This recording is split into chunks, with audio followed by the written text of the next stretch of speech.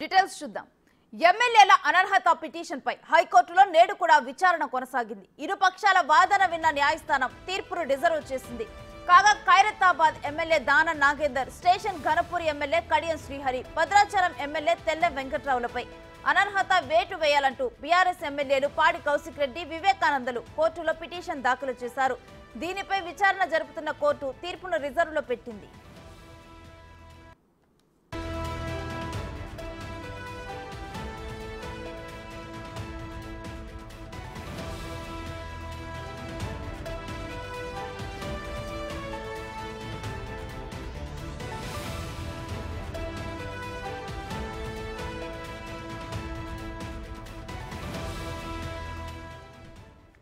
ఇక ఇదే అంశానికి సంబంధించి మరిన్ని డీటెయిల్స్ మా ప్రతినిధి సురేష్ అందిస్తారు. సురేష్, తీర్పు రిజర్వ్ కు ముందు హైకోర్టులో ఎటువంటి వాదనలు కొనసాగాయి?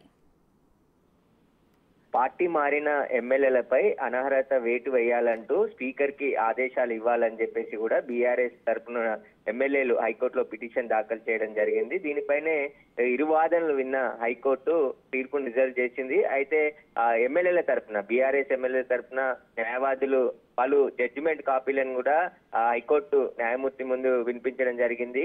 ఖచ్చితంగా ఒక పార్టీలో గెలిచి ఇంకొక పార్టీలోకి చేరితే ఖచ్చితంగా వారిపై అనర్హత వేటు వేసే విధంగా స్పీకర్ ఆదేశాలకు ఇవ్వాలి, నిర్ణయం తీసుకునే విధంగా అని చెప్పేసి కూడా వాదనలు వినిపించారు. కానీ అడ్వకేట్ జనరల్ మాత్రం స్పీకర్ ని హైకోర్టు ఆదేశించే లేదు ఎక్కడా కూడా అని చెప్పేసి కూడా ఆయన వాదనలు వినిపించడం జరిగింది.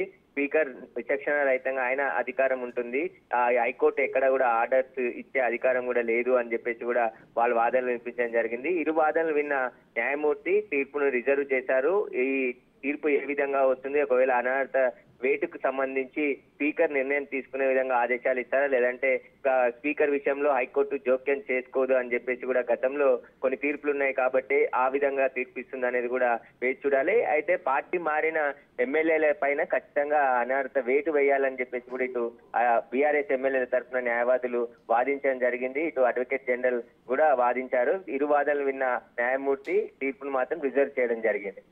Right, thank you Suresh.